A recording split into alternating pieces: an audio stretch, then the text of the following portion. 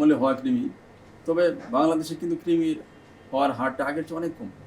কারণ আপনারা জানেন যে মায়েরাও আজকাল সচেতন, আবার সরকারিভাবে কৃমিনাশক ওষুধ দেওয়ার কারণেও কৃমি কিন্তু অনেক কম হয়।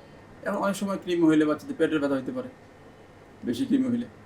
আর যেটা কমনে যেটা হয়, পায়খানা রাস্তায় চুলকায় এবং কৃমি পায়খানা রাস্তায় চলে আসে, পায়খানা ডিম পারে। এখানে সহজে বোঝার উপায় হইলো যে বাচ্চা যখন চুলকায় তখন মা যদি ওখানে সার্চ করে, টর্চ লাইট দিয়ে দেখে যে ওখানে কোনো কিছু আছে কিনা, তো দেখতে পারবে যে সাদা কৃমির ডিম অথবা কৃমি দেখতে পাওয়া যায়।